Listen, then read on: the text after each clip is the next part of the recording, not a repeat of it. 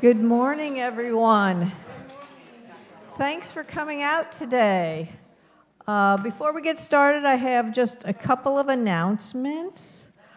There is a yellow flyer back there last month when we had Judge Aubrey here, he extended an invitation for behind-the-scenes tour of the courthouse. So if you are interested in going, grab one of these brochures. We'll be going through the Eagleton Courthouse. We'll be talking with either an attorney or probation order or probation officer or both. We'll sit in court for a little bit, and then lunch is on your own at the Fountain on Locust. I've never been there, but I've heard they've got all kinds of great ice cream confections. So if you're interested, come see me. Couple other announcements. Monday the 16th, we're having our lunch meetup at the 54th Street Grill over in Ronnie's Plaza. 1 o'clock, if you're interested. I make reservations just as a courtesy to the restaurant. So give me a call. You're on your own as far as lunch, but it's a good time to socialize. The 16th. March, yeah, Monday at 1 p.m. Yes, is the lunch meetup. And then the movie matinee is on March 26th, which is a Thursday, and it's Blue Moon. It's Lorenz Hart and his collaborator Richard Rogers on the opening night of their groundbreaking hit, Oklahoma. So if you are interested, that's at 1 o'clock here. And that's all that we have for announcements. Our speakers today are Kaylee Taylor and Dr. Carr. They are going to talk about their project called the Drive Study. And full disclosure, I am a participant in that study. I'll let them explain a little bit more about it, but I think it's very fascinating, and we'll have time for questions. And I guess that I'll just quit talking and let them talk. Thank you so much, Liz. So I'm Kaylin. I'm a research coordinator for the Drives Project at WashU, and I'm very honored to be with you guys today. So thank you so much for having me and Dr. Carr here. So the title of the presentation is The Drives Project, a research in the rear view. It's a 14-year trip, but I promise my talk today will not take 14 years. The study has been going on for 14 years. I'll be much more brief. You can go ahead and go to the next slide whenever you're ready. Okay, so Dr. Carr and I are both going to be talking a lot about Alzheimer's disease and dementia. So I wanted to start off with giving an overview of what dementia is in case anybody's not aware. So dementia is actually an umbrella term for a loss of memory and thinking abilities that are severe enough to interfere with daily life. So we all have times in life where we're maybe a little forgetful or have trouble remembering something, but when it starts to be severe enough to interfere with day-to-day life, that's when it starts looking like dementia. And I said it's an umbrella term, so if you think about cancer, for an example, cancer is also an umbrella term that can be various things. So you could have lung cancer, you could have skin cancer, you could have breast cancer, but all of those different types of cancers fall under the umbrella of cancer, and just like that, dementia is very similar. If you go to the next slide. So dementia, as I said, it's something that is getting impactful of your everyday life. It's not a normal part of aging, although a lot of people think it is, but it's actually caused by damage to brain cells. A lot of times we use the phrase Alzheimer's disease interchangeably with dementia, but Alzheimer's disease is actually just one type of dementia. There's also frontal lobe dementia, Lewy body dementia, Parkinson's, vascular dementia, and you can also have what's called mixed dementia, where you're having changes to your memory and thinking due to multiple different sources. So our study, the Drives Project, primarily focuses on Alzheimer's disease because it is the most common. It accounts for 60 to 80% of all dementia cases, but I wanted to give a disclosure that there are many different types of dementia. Next slide, please. So our lab specifically is really interested in this period of what's called preclinical Alzheimer's disease. So changes to the brain occur in Alzheimer's disease due to what's called plaques and tangles. And I got a picture of that up on the slides there so you can see a visual representation of that. And there's these changes that occur to the brain start 5 to 10 years before the onset of symptoms. So before people start having challenges with their memory and thinking, these changes are already taking part in the brain. And we're able to measure that with different biomarkers, such as imaging that you could have done, or having a lumbar puncture to look at traces of those in CSF. And so we're really looking at that period of time in which the changes are occurring, but the symptoms haven't taken place, because that's a really great time for intervention or to step in and try to help the individuals. So why focus on driving though? Well, driving is something that we do every day, but it's actually fairly complex, right? I mean, you have to remember where you're going. You have to be able to think if there's a roadblock or they're doing construction, think about alternative routes. You have to use your gross motor skills. You have to have, vision and hearing in check as well. So it really utilizes a lot of different skills. Also, at the same time, we know that our older adult population is growing, and by 2050, it's expected to double and get to the point where 1 in 4 drivers are going to be over the age of 65. At the same time, we know that as we age, the likelihood of, if you get in a crash, that you're injured or have a fatality, it greatly increases as you get older. And so on top of that, if you have any kind of cognitive decline due to disease or impairment, that can really impact your ability to drive safely. So we're really looking at what we can do to potentially decrease the risk, or what causes those risks, to try to inform driving safety interventions. So the goal of the DRIVE study overall is to work to understand how preclinical Alzheimer's disease, that period before symptoms emerge but the changes are already taking place in the brain, impacts driving patterns and behaviors. And our main area of focus is to examine how older adults with and without Alzheimer's disease maintain their driving abilities as they age. And we want to understand how preclinical Alzheimer's disease relates to other factors as well, like mood or stress or navigational abilities. So as I stated earlier, the DRIVES project has been going on a long time. It started in 2012, which doesn't seem possible that it was 14 years ago, but the math does check out. I checked it twice. We've been very fortunate to have 4 different grants funded by the National Institutes of Health to support the study over the years. And I'm going to go into a little bit of detail about what we asked as far like our questions were for each of those studies and what we found. So the first one started in 2012, and for that, I'll have you go to the next slide. For that, our main research question was, is preclinical Alzheimer's disease a risk factor for impaired driving? And so what we did for that, I'll have you go to the next slide, please. We recruited 180 older adults for the study that were 65 years or older, that did not have Alzheimer's disease, that were cognitively normal, and who drove at least once a week on average. And we asked them to come in each year, and every year we asked them to complete an on-the-road driving evaluation. That's our driving instructor, Brad. And they also did tests of their navigational skills. We asked them about their cognitive reserve and asked them to complete questionnaires as well about their driving abilities and about their mood and behavior.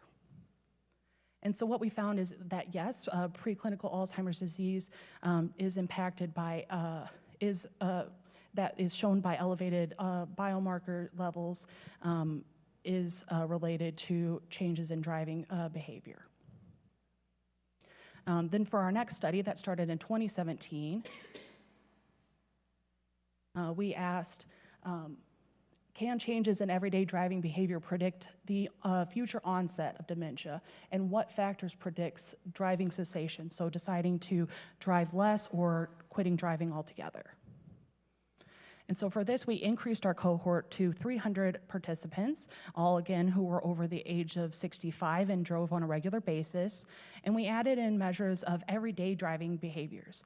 And the reason that we did this is because when you're doing an on-the-road test with an instructor, you're, one, being watched. Two, it was in a car that is not yours, that you're not used to. And I am sure that many of you, if you've had a rental or borrowed a car from somebody, that can be a little bit different and jarring. And also it was in a standardized pathway that people may or may not have been driving in very often. So we wanted to kind of get a better idea of what people were doing on an everyday basis. We also wanted to start measuring too, like what factors were impacting people's decision to stop driving or to drive less. And so what we found here was that cognitive impairment may manifest very differently as subtle things with driving, like scratches on the car, starting to brake less, or starting to brake harder, and it can be like little subtle things like that. We also found that individuals may stop driving as much in small ways first, so they might not drive at night or whenever it's raining or bad weather is around, and that they might not drive during certain times of day like rush hour traffic. We also found that progression to cognitive impairment is associated with a higher risk of driving cessation. So people that have positive biomarkers were at an increased risk of driving cessation. So they were more likely to stop driving or to back off of driving. Then our next study, we looked at can we tell the difference between somebody with and without AD biomarkers by their everyday driving behaviors? So just from the driving alone, can we distinguish individuals with and without Alzheimer's disease? We also wanted to know how driving behavior can change over time for individuals with and without cognitive decline. And then we also wanted to start looking at if blood tests could measure preclinical Alzheimer's disease biomarkers just as well as those standard imaging or CSF markers. And the reason we wanted to do that is because the standard ways with PET imaging or with the CSF is they are very expensive, first and foremost. To get the spinal fluid, you have to do a lumbar puncture, which I've been told is very unpleasant and not something people typically want to do. In addition to that, it's also something that is not really easily accessible for everybody. So versus with a blood draw, people get blood drawn all the time in various different places. So it makes it a lot easier and a lot more accessible for people, and it's also a lot cheaper. So we added additional 50 new participants. This time we wanted participants who already knew that they had very mild or mild cognitive decline and they had mild Alzheimer's disease. And so we asked everybody to come in to have a blood draw.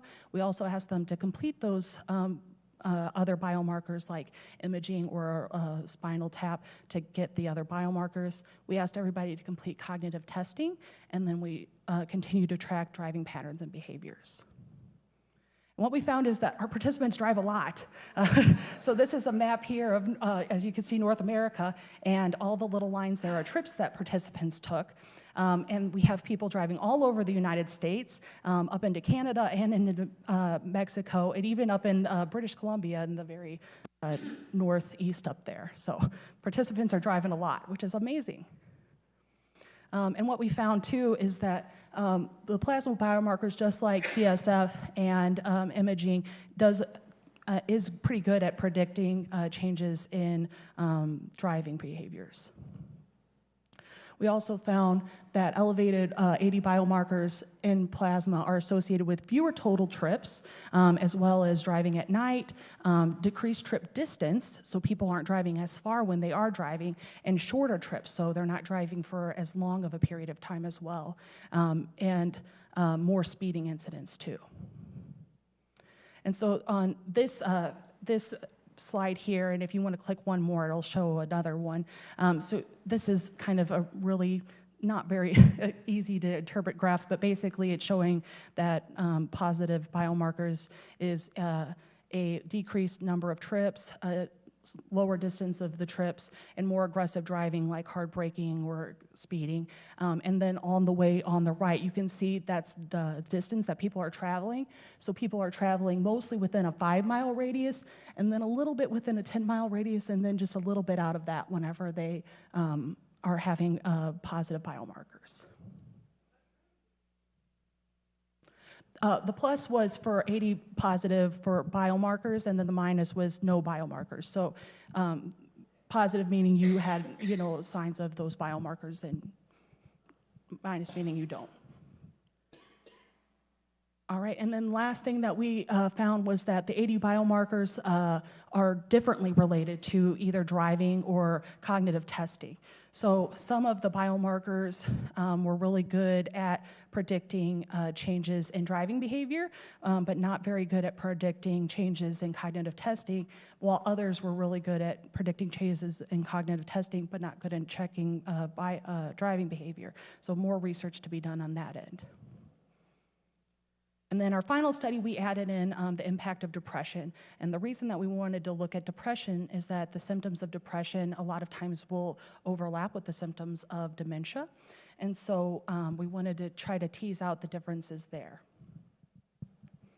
So we wanted to know what impact major depression has on driving patterns and behaviors.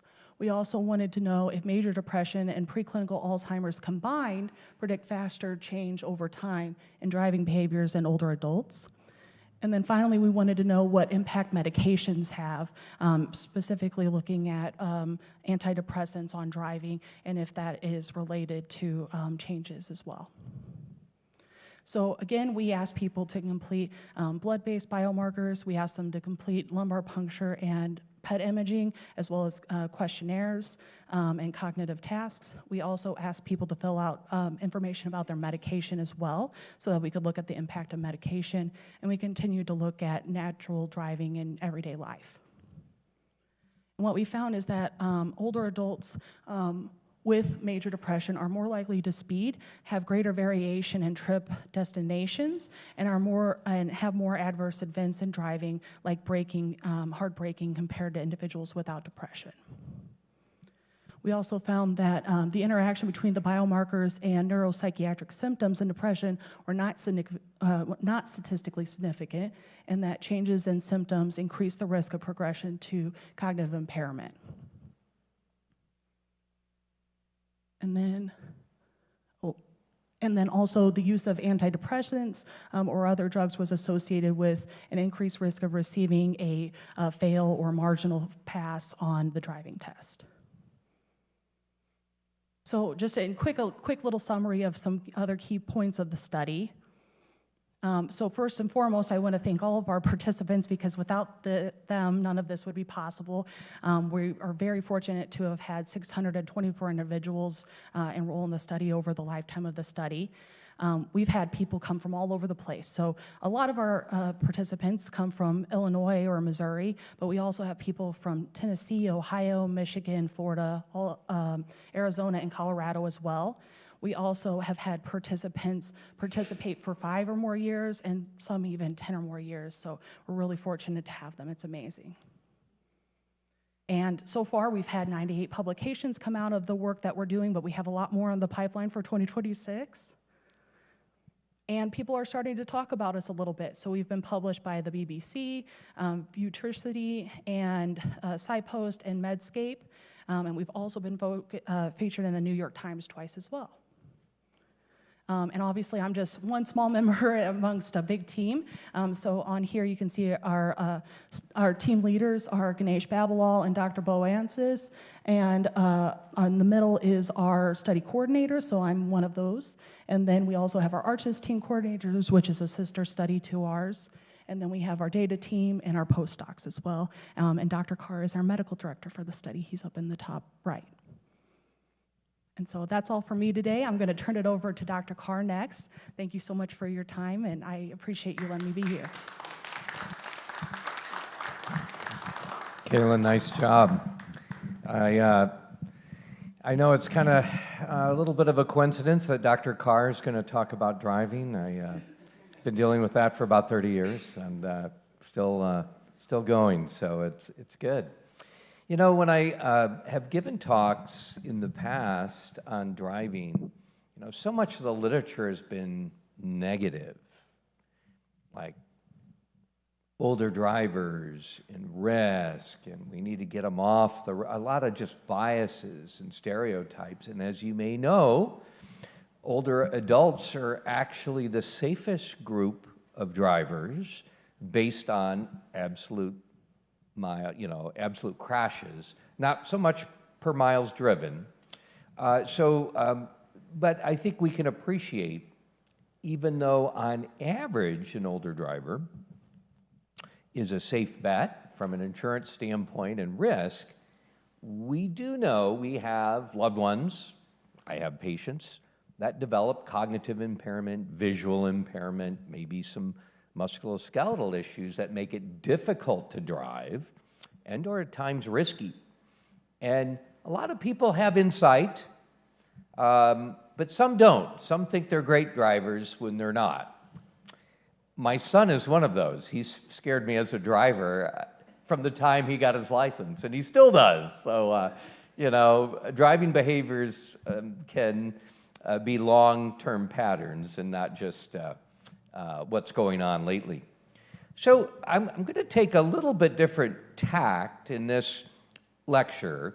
Instead of sort of a fitness to drive and kind of what are the warning signs of an unsafe driver, and we're happy to answer those questions later, is I like to take a positive slant, and that is if you are a driver, what can you do to help your driving longevity?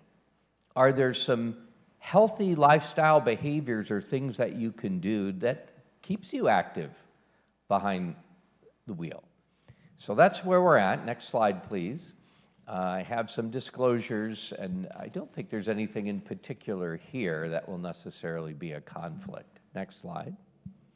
So we're going to talk about some of the benefits and risks of driving, some risk factors for stopping driving, and then we'll get into some of the things that you can do, you may already be doing, but you can tell others that maybe help your longevity behind the wheel. Next slide. So what is driving life expectancy? Surprisingly, we don't have a lot of literature on this, but based on older data, and I'm not biased against older data, I think older data can be very accurate, but one of the questions comes up like, how long do we have without driving a car? And it turns out for males, that's about 6 years, and for about women, it's about 10 years. We don't necessarily plan for that. So I think it's good if you're an active driver to think about, odds are I'm going to spend some time without driving. So planning ahead is something, but we're trying to sort of get to that point before we need to retire. But it is a process, and I think people need to know it does happen, and often we have to deal with it. Next slide. A lot of benefits, as you can imagine. Busy slide here, lots of things. I won't go through all of them, but it sure is nice to be able to get in the car and tool around and get from A to B, get to the doctor's appointment, not have to rely on the kids or family to drive. Sometimes that happens, and so it's great if you've got somebody who can help you. But having that autonomy, that ability to get around is really important. But we know it's not all a bed of roses. Cars are expensive, especially if you get a new one or you're making a payment or the gas, insurance. So there are some costs, and there are risks. I know for me, I spent a lot of time driving from way out in the county down to work for almost 20 years. And as I aged, I felt like my reaction time was slower. I was having more sort of close events. I was like, you know what? It's time to move closer to work. I feel like I'm aging and I can't do this as well as I could in the past. And I think for me, it was a good thing. But there are risks we have behind the wheel. There are some benefits of putting up the white flag and say, I'm done here. I'm not driving anymore. You're going to save some money. Obviously, there could be a health benefit if you don't have an accident or injury. And sometimes, even though that could cut down on your trips out, there are also opportunities to make new connections and to meet with folks that can provide that sort of transportation and links. So, but on the other side, we do know that coming off the road, not driving anymore, can limit your trips. There has been some studies that have noted increased depression, some social isolation. So we have a lot of things that we are sort of balancing here. Next slide. Who's at risk? Well, no shocker. If you have a progressive brain disease like Alzheimer's disease, it's not a matter of if, but when you're going to have to stop driving. Some people may have strokes that make it unsafe to drive. Traumatic brain injury. Lots of visual diseases out there, and you may be aware of glaucoma, macular degeneration, diabetes can affect the eye, cataracts. Some of these things are treatable, or you could slow down, but some of those may interfere with driving. We had this conversation with Liz right before we started our talk, and that is loss of confidence. There's a big literature on fear of falling. Once somebody falls, they may be real reluctant to go out and do social things. They're just afraid they might fall. There's not a lot of literature on fear of driving, but we do see this. If somebody has a close call, I offered my mom as an example. She had a close call coming out, leaving the Walmart parking lot, and it just scared her. She, somebody cut in front of her, and that was it. She didn't want to drive anymore, and she stopped. Now, maybe it was time. She'd been thinking about it. But this whole issue of lack of confidence is an area that probably needs some study, but I do think people can stop driving, and some of my patients tell me in clinic, I had to stop because I felt like the world was coming so fast around me, and I just couldn't keep up, and I just didn't feel comfortable. And so it was time, and that seemed very reasonable. And there's reasons, policy issues, et cetera, that going in to get your license renewed, and I believe across the river in Illinois, you reach a certain age, I don't know if it's 85, you got to have a road test every few years. Missouri pretty much just does an in-license renewal. I think over age 70, you have to come in and get renewed every 3 years or so. So states do it differently, but sometimes people get caught up in the bureaucracy or the policies, and they may not be able to drive because their license has been revoked or suspended. Now, one of the ways to keep driving is to preserve your brain, and that's what we're going to talk next, is the literature around what can you do today. You may already be doing it, but is there anything you can add on to help preserve those brain cells? I believe it's never too late. The studies are hard on dementia prevention because you can't just go into it for a year or two, right? You're looking at 5, 10 years. A lot of things can change. Risk factors can change. Our ultimate gold standard when we test a medicine is the randomized controlled trial. But you're not going to get that with alcohol consumption and some of these other things. So I think we have to extrapolate from our other studies in the literature. But when you do that, there are some pretty robust findings that occur. But one of the other factors that cuts across this, and Kaylin kind of talked a little bit about this, is the issue of cognitive reserve. So even though we're going to talk about risk factors, the risk factors for preventing Alzheimer's and dementia and keeping you behind the wheel can work in different ways. One is they can stop the damage, but the other is they can kind of help build up the brain cells so they're functioning real well. I'm amazed. So if you look at those 2 brain scans there on that slide behind me, I think you could appreciate the one on the left has a little bit more space, a little bit more black area. There's more atrophy, there's more shrinkage, where the brain on the right looks pretty full. So it's fair to say the brain on the left has had some atrophy and shrinkage, and you would think, well, that may be somebody with Alzheimer's disease. Well, it could be.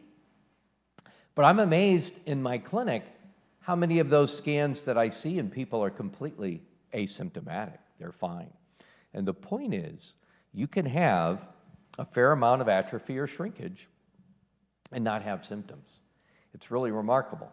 And so that we sort of call that cognitive reserve, that sort of building up, if you will, of what you have left can still function you've got areas covering for each other. And we'll talk about some of those things that we can do. That's not always easy to measure in research. We look at education and how difficult your job is, and what are you doing for leisure activities. Are you simply playing games on your cell phone, or are you actually doing hobbies and social connection and that sort of thing? So it's a tough slide, but we're going to go into all the specifics. Research has identified a lot of things that you and I can do that appears to be very effective in reducing our risk for Alzheimer's disease. So, education. Well, it may be a little late for us for, quote, to lower our risk, but it is true before age 45 that you can build up that cognitive reserve by what you do. So maybe too late for me, but I think for my kids and for other people.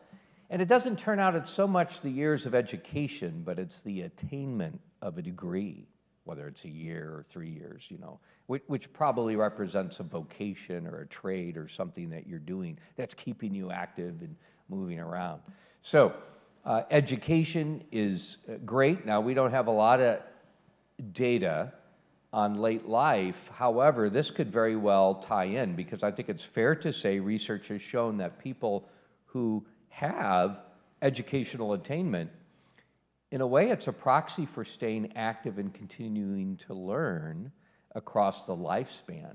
So I don't want you to be thinking, oh, we're done here, we don't need to do anything else. I think quite the contrary. Staying active, taking on a new hobby, doing something that's stimulating from a cognitive standpoint can be very helpful. After education, the biggest risk factor for Alzheimer's disease is hearing impairment. And it's pretty robust. It's very interesting. And there's a fair amount of data that the more hearing impairment you have, the higher your risk of getting Alzheimer's disease. So there seems to be sort of a dose effect.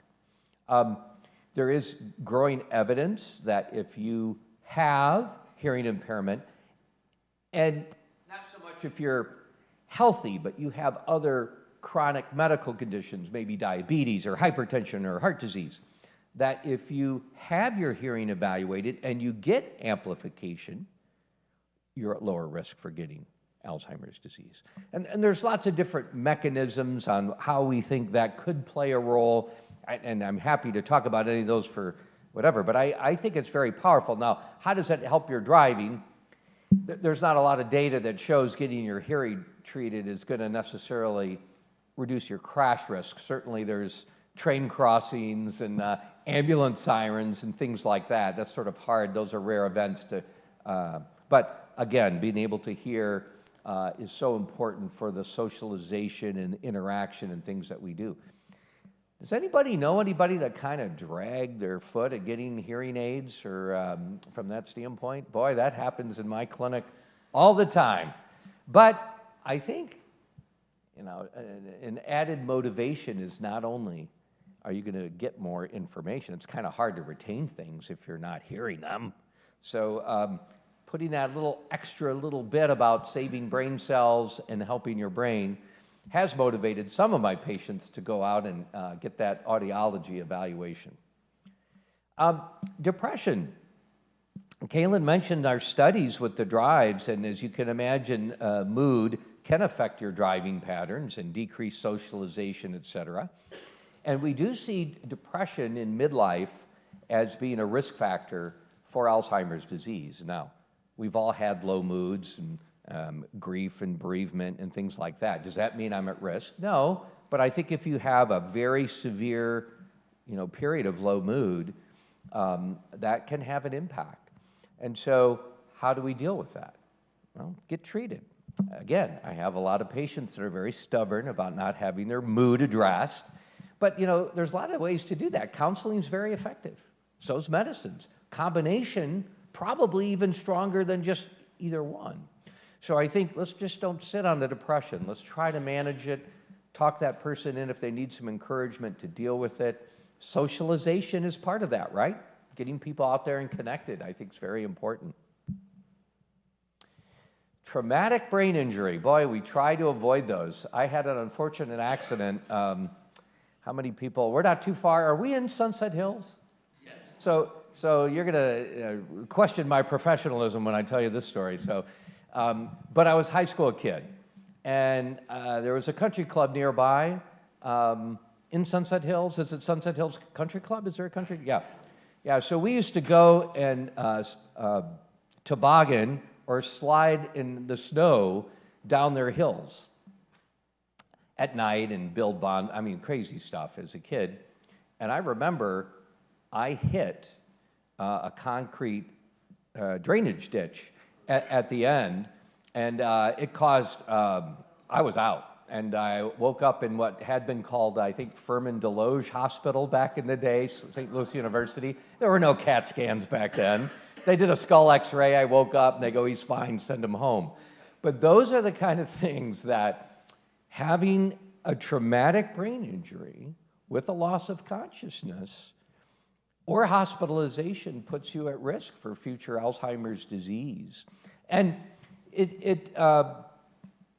all the more if we're out biking or we're doing activities to protect that head with a helmet. I went through another period where I was skating, rollerblading, and one time I did fall and hit the back of my head, but I had my helmet on. I was totally fine. At least I thought I was. Some people don't think I'm fine anyway. So protect that head injury. And we do see in people like soccer players this sort of chronic traumatic encephalopathy where, especially in positions where they're doing a lot of heading and things like that, can be at risk. So protecting that head is very important as a prevention measure. Now, we used to think smoking back in the day was protective against Alzheimer's disease, but the studies weren't very good. And the reason was people were dying from cancer before they could get their Alzheimer's disease. That's what that. More recent studies have definitely confirmed that smoking is a risk factor for Alzheimer's disease. And so cutting that out, stopping that. It is a rare patient these days that comes into my clinic that is smoking, but I still have them. I'd say once every 2 months I get a patient that's half pack a day, still smoking. And the good news is it's never too late to quit, to help your lungs or for prevention of Alzheimer's. Cholesterol, I get asked a question all the time. Dr. Carr, is my statin, is my Lipitor, is my Crestor, are they gonna help my brain? Are they gonna harm my brain? So the literature on statins is kind of all over, but I think the bulk of the studies suggest there's either no effect on the brain or they're beneficial on the brain. Now, looking just at cholesterol, independent of whether you use a medicine to bring it down, cholesterol levels are associated with Alzheimer's disease, and especially the bad cholesterol, the LDL. So the higher that level is, the more your risk. So it makes sense that if you treat that and bring it down, your risk will be lower. So I won't do a show of hands, but I can tell you in my clinic, it's a rare person that isn't on atorvastatin or rosuvastatin or Crestor or Lipitor. It doesn't mean you have to be on. There's other ways to bring those down. Some people can't tolerate statins because of muscle aches and pains and things along those lines. But treating your cholesterol, you're doing it to help your heart and prevent that heart attack, or maybe preventing stroke. But it also appears we're reducing our risk for Alzheimer's disease. And if you actually look at the number of new cases of Alzheimer's disease per denominator, 100,000 people over age 70, it's actually been going down. The absolute number is going up because we're an aging society, right? So we have more Alzheimer's patients every year. But the number of new cases per people has actually been going down over the past few years. And I think in part because we've been very aggressive about treating cholesterol. Next slide. Now, what about physical activity? We don't know what the dose effect is for preventing Alzheimer's disease, but it's probably about 150 minutes or more per week. Now, that sounds like a lot, but not really. A 30-minute walk 4 or 5 times a week. A lot of people get that, walking their dog, working out in the yard, doing some gardening. It doesn't have to be anything too strenuous. So the physical activity is key. What's good for the body, we say, is good for the brain. And I really think there's actually a little bit of data that suggests physical activity can help driving and help your overall performance on a behind-the-wheel test. So I think many people are doing it. The good news is if you've been sedentary through your life, there shouldn't be a problem, and there can still be benefits by starting to exercise in late life. In fact, those individuals really appear to benefit even more than people who've been lifelong active. You can really get a big risk reduction from going to sedentary to activity. Yeah. That doesn't mean you're not going to have. If you've been active, you're still going to have a risk reduction. So diabetes, another big risk factor. In midlife, we know that different people have different types of ability to control their blood sugar. We're going to get into this with high blood pressure too. The question always comes up, are there certain medicines that are associated with other benefits? And the new GLP-1s, the new drugs, you may have been hearing about, Zepbound and Ozempic and all these medicines, they are associated with significant weight loss, decreased inflammation, and possibly a decreased risk of Alzheimer's disease. But however you get there, controlling your blood sugar is a good way not only to prevent the complications, the eye manifestations, the neuropathy, some of the things that we see with diabetes, but you also may be putting off Alzheimer's disease by effectively treating your diabetes. Most of my patients I see in clinic are pretty good, but I'd say about 10% of them, they have a hard time controlling their blood sugar. Usually the spouse says their diet's horrible, they're not compliant, and they're not consistently taking their meds, but you never know. Next slide.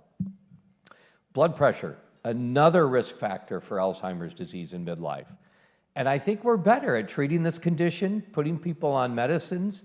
I think some of the drugs that we put people on, like lisinopril, we call those ACE inhibitors, or losartan receptor blockers, ARBs, we call them.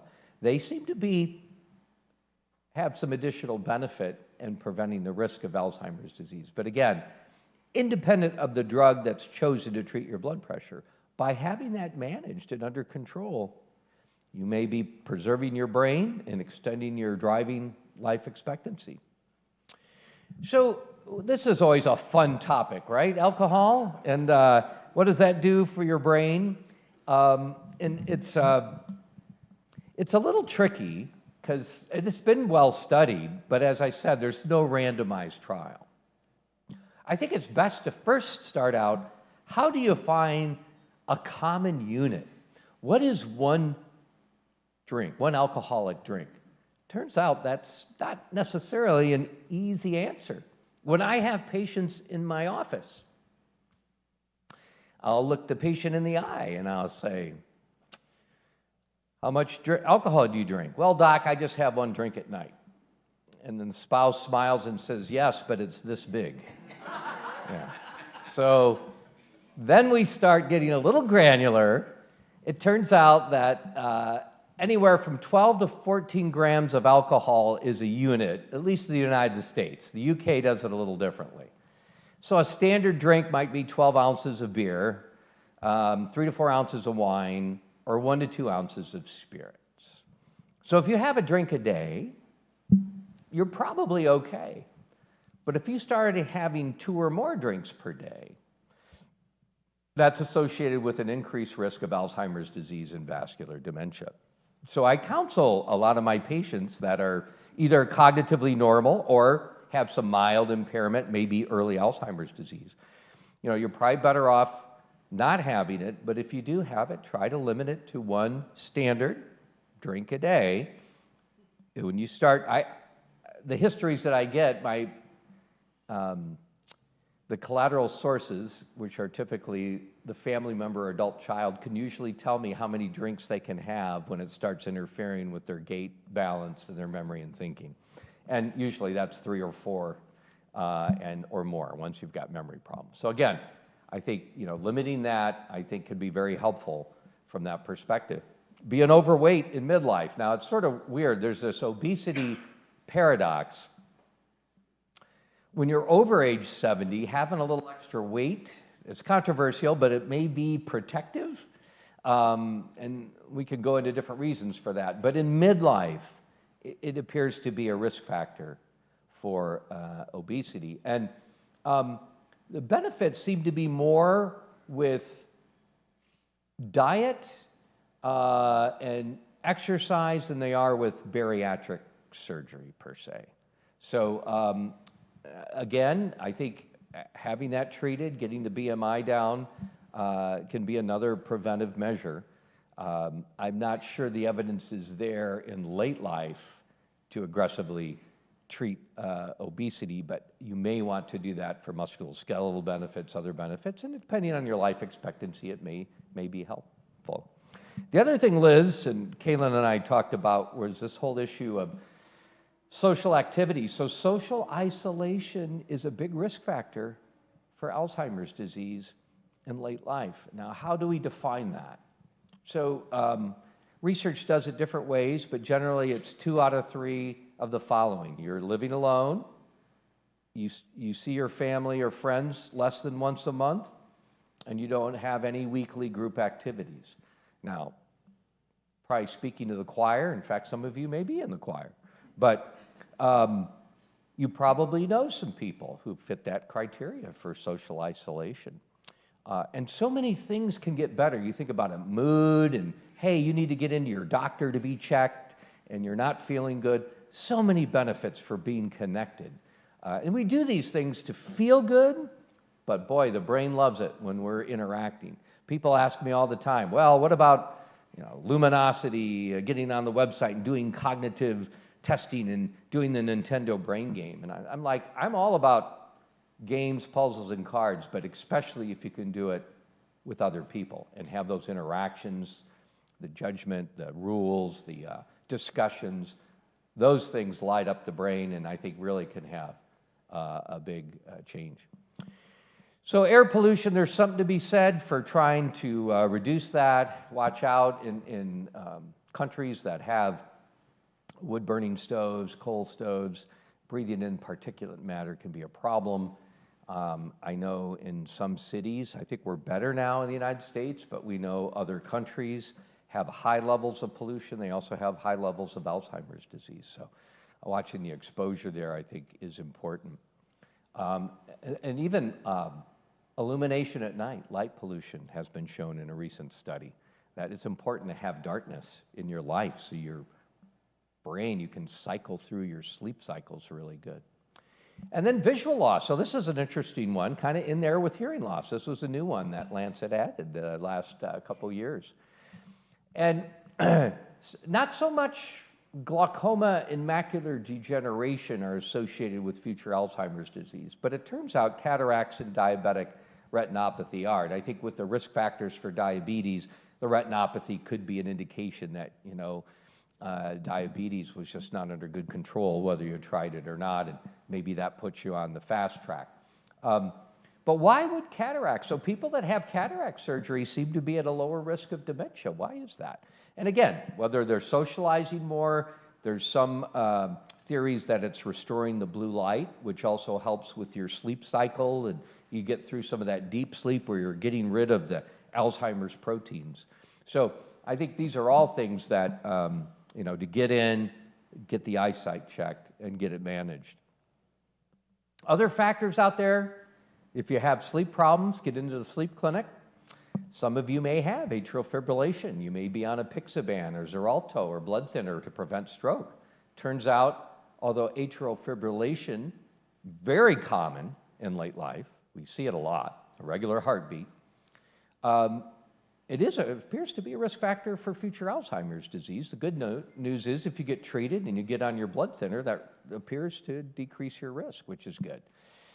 We didn't say a lot about diet. The diet part is pretty weak, but I still think it's been understudied. So a healthy Mediterranean style diet, there's a specific diet called the MIND diet, which could be helpful too.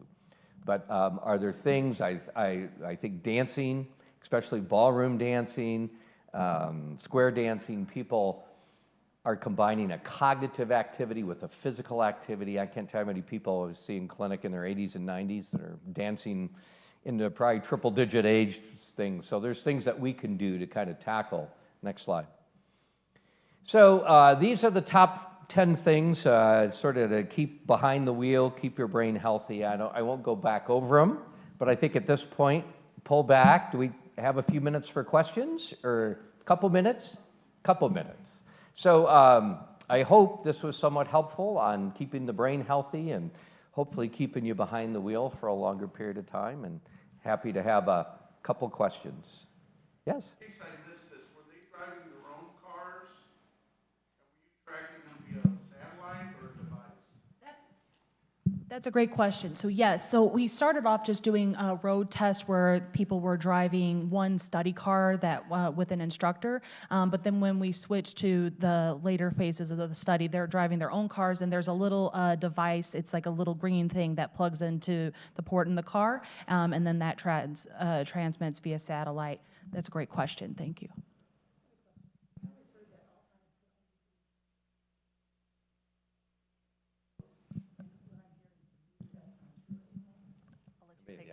Let me repeat the question for those in the back. She had heard that really the only way to diagnose Alzheimer's disease was postmortem at autopsy, a brain exam. But now with the new biomarker tests, the blood tests, the PET scans, is that not the case? And I would say there's still some truth in that we never know with 100% certainty, even with the biomarker tests, but it does get us up in the 98, 99%. We can always be fooled, but the tests are so good, and they have been correlated with brain autopsy information, that I think we can really rely on them. So if somebody has a clinical course that is consistent with Alzheimer's, and we get one of these tests and it's positive, we can be very, very confident. Never 100%, but close. Yeah, yeah. Emily?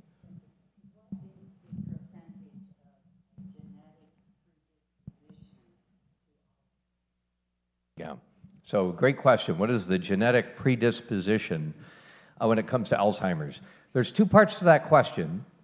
One is there's a rare familial type of Alzheimer's disease where there's several different types of mutations that result in a genetic inheritance pattern, kind of like Huntington's disease, where the kids have 50% chance of getting Alzheimer's. The symptoms are very early, in their 30s or 40s, but that's a rare genetic situation. I think there's probably over 300 families that have been identified across the globe. The more common genetic risk is late onset. If you have a family member, a primary family member, so brother, sister, parent, adult child, that has Alzheimer's disease, your risk goes up about threefold. So it is elevated, and it does sound like a lot, but so to give you an example, if your lifetime risk of getting Alzheimer's disease was 10%, having a family member with Alzheimer's triples it, so you may be up to 30%, but you can also flip that around and say you've got a 70% chance of not getting the disease. So yes, your risk goes up, but there's probably other things that are going to come along. Having said that, a lot of our patients and the siblings and adult children are really looking at some of those healthy lifestyle behaviors to see what they can do to reduce their risk. Other genes are being studied that are associated with it. There's one in particular, a cholesterol-carrying protein called the apolipoprotein. And there are certain modifications of that you inherit that may make it a susceptibility gene where you may be at increased risk. But right now, we don't routinely check that cholesterol-carrying protein clinically. It's not like cholesterol where you can modify it. So we'll use it for research purposes, and we also use it to determine if people will be appropriate candidates for the new infusion therapies for Alzheimer's disease. Mm-hmm. Other questions? Yeah. Yes, so the new infusions for Alzheimer's disease have been approved now by the FDA for a couple years. We have two drugs, lecanemab and donanemab. They are the first medicines we've had that slow the disease down. Now, they're modest in effect. So if you take the infusions, which require you to come in every 2 to 4 weeks to an infusion center over a year and a half, they may slow the disease down by about 5 or 6 months. They don't stop it, they don't improve it. And there are some side effects associated with it. It's a pretty complex treatment, but many people, we've probably got over 500 people in our infusion center right now that are getting treatment. If you think about it, if you think about all the people with Alzheimer's disease in St. Louis, that's not, it sounds like a lot, but it's not compared to the large group. And a lot of folks, when they hear the risk-benefit ratio, they may decline because there is chances for brain swelling and small brain bleeding. So it's tricky.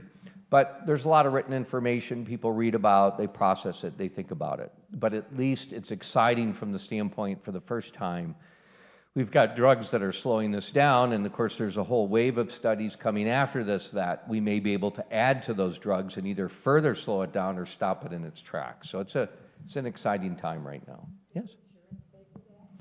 So the question is, do the insurance pay for the infusions? And most insurances will. Medicare Part C or Managed Medicare has been a little bit slow, but they are required to cover the same types of benefits that traditional, Part A, Part B will cover. So there are out-of-pocket costs. If you supplement may carry if you have one. If you don't, it's very important in our clinic. We sit down with the patient and family and say, well, here's what your out-of-pocket costs are anticipated over the year, if you have any. So right now, though, insurance does appear to be covering for the most part. Yes?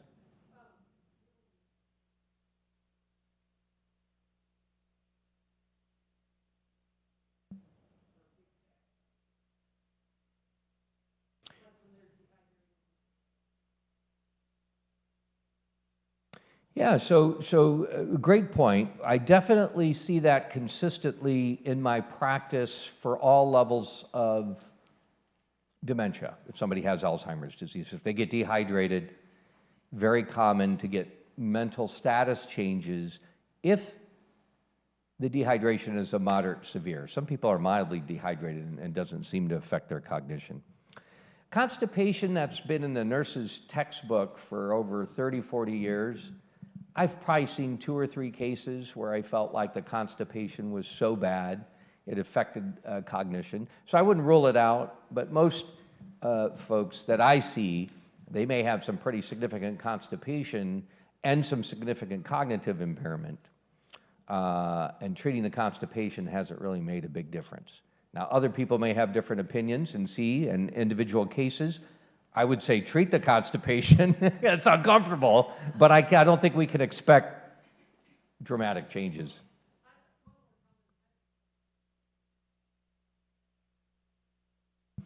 Yeah, so I would say about 10% of my patients are on Prevagen. I don't recommend it from the standpoint is I don't think the evidence is there that it's strong enough to benefit, but I also appreciate a lot of people take supplements and believe in them. And so what I recommend is there's a fair number of patients I have that are on supplements, but they're also on a lot of medicines. And it's hard for me to keep up on any supplement drug interactions. So I usually, there's websites to do this, but I usually recommend if you're gonna take a supplement and you're on other medicines to talk with your pharmacist, have them run through the drug interactions. Yeah? Do you know of any foods that we, realistically could eat enough of to do any good? Right, so the recommendations are the berries look like winners, blueberries, strawberries, etc. Oily fish, serving or 2 a week, seems to be positive. Diet's high in fruits and vegetables. I have to say the data on diet is weak. It's there, but it's not as strong as the other risk factors. And in fact, in the talk I just gave you, which was based on a Lancet deep dive article, they mentioned nutrition, but there's so many studies that have been negative that the bulk of the work, and I think that's hard to know what people's patterns are over 20, 30, 40. We may eat, we may change things. So I think it's tough. I wouldn't rule it out as a benefit, and those foods could be helpful. But there's all these articles about looking at this seasoning or this ingredient and that sort of thing. And I just think, to me, large carb diets are probably not a good thing. And so, if you can reel those in, beyond that, I think it's tough to make some real strong food recommendations based on the science. Yes? So great question. What about stem cell therapy? That is being looked at. People are studying that. And it is possible that that may be a benefit. It's so early right now in some of the trials that they're doing, but if you think about it, if you had a pathway to bring in either new brain cells or repair the ones that were inflamed and injured, instead of being on the sort of the defense side where you're taking out the proteins that are harmful, what can we do to the brain cells to help, we kind of call it neurotrophic, what can we do to help grow their connections and that sort of thing. So I think it's a promising area to look at. It's just early.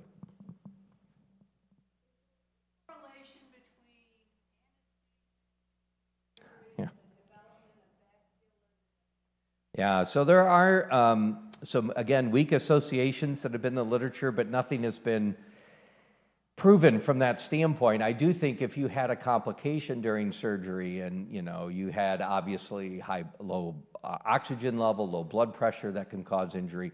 But independent of that, most of the modern agents they use haven't had really strong associations.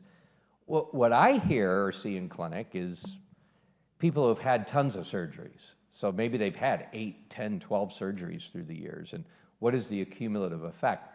Again, hasn't been well studied, but I do hear that.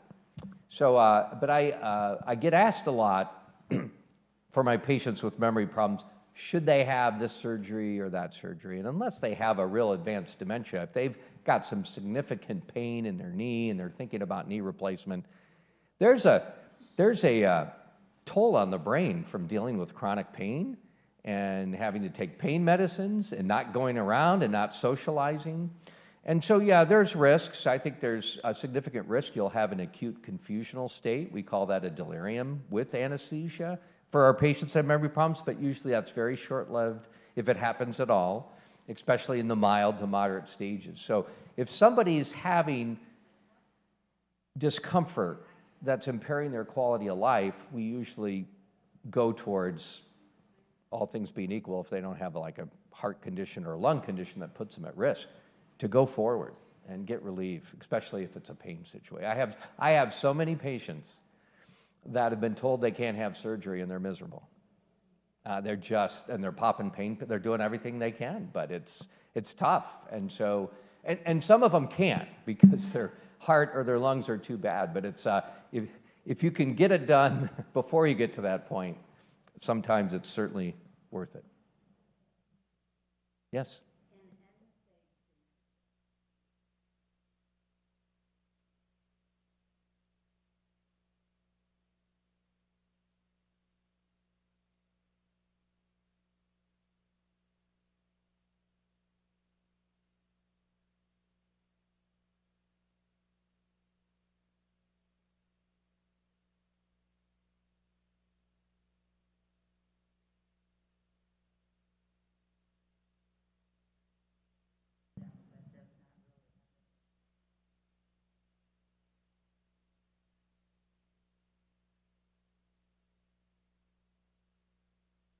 Right. So great question. That gets asked from time to time, and I'll just repeat it for those in the back. So I think one of the questions I heard was, what do patients with hospice, Alzheimer's patients in advanced dementia, what do they die from? What is the cause? And then will some of these things that we do to help them in hospice prolong their life? Yeah. So the first question is very variable, because if patients live out sort of their Alzheimer's life expectancy, they do eventually end up, bedbound, unable to talk, difficulty with swallowing, not able to communicate. You've all had, I'm sure, family, friends, et cetera, that have ended up in that state. Often when people die in that state, it's not directly from the Alzheimer's disease. Maybe they get a pressure sore and get infection. Maybe they get a urinary tract infection. They could get aspiration pneumonia and die from the pneumonia. They may not eat and drink, and they could get, many do get dehydrated. Back in the day, we used to put in feeding tubes, and people still died within a few months. And now people recognize Alzheimer's as, being a terminal illness when you get to that stage, and let's just stay comfortable. Some people get a blood clot. If you watch Alzheimer's patients in the very advanced stages, this isn't well described, but I've seen this when I had my nursing home practice. People develop an irregular respiratory pattern. It's called Cheyne-Stokes, where you breathe quick and then you pause. And sometimes those pauses can go 30, 60, they can go long. You're like, oh my God, they've stopped breathing. And you can get a heart arrhythmia in that situation. So that's another way sometimes people will pass away. So the things that we do at end of life, have a potential to make an impact a few days, but I don't think they're going to make a big difference in months and in the endpoint. So for instance, we give sometimes morphine in these situations to keep people comfortable. Could the morphine hasten things? They could. We're not giving in with the intent to harm somebody, but we recognize in keeping them comfortable, they may get a treatment that might shorten their life by a few days. I think ethically, legally, we're comfortable with that. IV fluids, again, if somebody's terminal, you're just prolonging things. We do a lot of education around that. We don't need that. But even if you put that in, it's going to be short term because it'll have to come out. Sometimes people will do that just to see if they can kind of turn around and get better. But if we're really at the end stage, trying to avoid that would be the case. So does that help answer the question?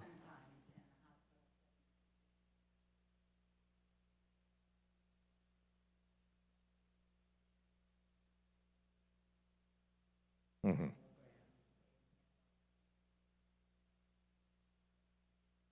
Mm-hmm.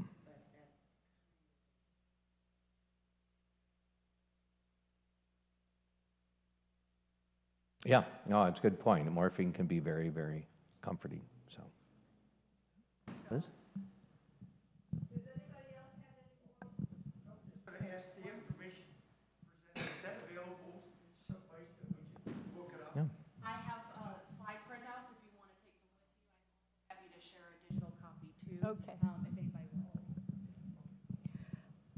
Let's give them both a big hand. I mean, it was fabulous information, and we'll get, if you want handouts, let me know, and I'll make sure you get copies. If you prefer to get it digital, if I've got your email address, I'll send it to you.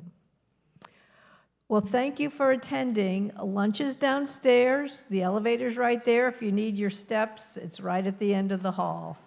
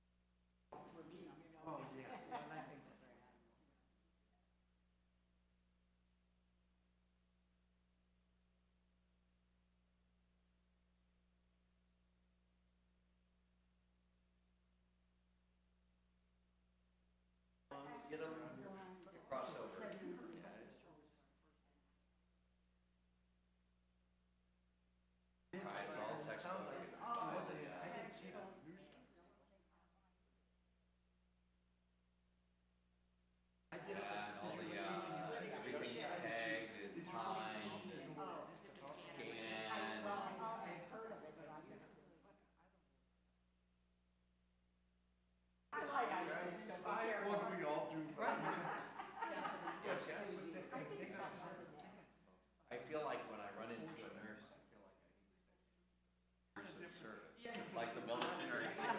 Sometimes it is the military. When I first started in nursing, they were still using glass IV. Oh my. We didn't have to sharpen our own needles, so that was handy. Well, nice talking.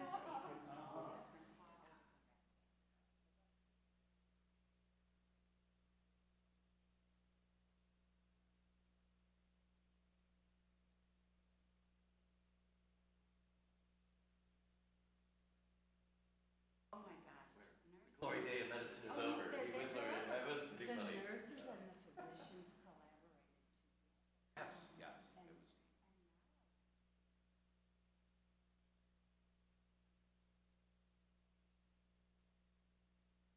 It varies kind of probably depending on where you're at. together. Yeah, we used to like round together. Oh my gosh, yes, yes. So good luck trying to find it. Oh my gosh. Get a copy of this, I'll talk. We'll get. She has some. Oh, She's she gonna got get it right some, now. oh, Thanks for your question. yeah, that was the thing, I mean, everybody here probably has.